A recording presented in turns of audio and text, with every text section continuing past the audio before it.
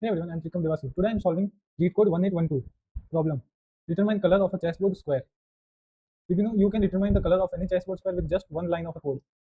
Let's solve LeetCode 1812 using a simple C++ tree. We are given the coordinates of a chessboard square like A1 or H8. Our task is to return true if the square is white, false if the square is black. The challenge is to do this without actually creating a chessboard. Every chessboard has two parts, a column from A to H, a row from 1 to 8. Instead of checking every possible square, we use the ASCII values of these characters.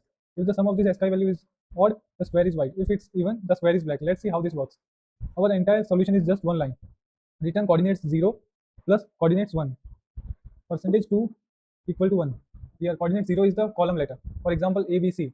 And coordinates 1 is the row digit. For example, 1, 2, 3. Since characters have ASCII values, adding them gives us a number. Then we calculate coordinates 1, 0 plus coordinates 1. Modulus 2. If the remainder is 1, we return true, meaning the square is white. Otherwise, it's black. Let's do a trial. Let's test. A1. A is 97, ASCII of 1 is 49. 97 plus 49 is equal to 146. 146 is 0. So the expression becomes 146 modulus 2 equal to 0. The answer is false. And that's correct because A1 is black square. Now try H3. ASCII of H is 103. ASCII of 3 is 53. 104 plus 51 equal to 155. 155 is odd. 155 modulus 2 equal to 1. So we return true, meaning H3 is a white square.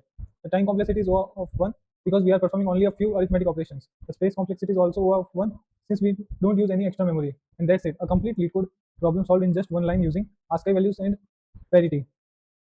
If you found this explanation helpful, don't forget to like the video, subscribe for more LeetCode C++ solutions. I will see you in the next one.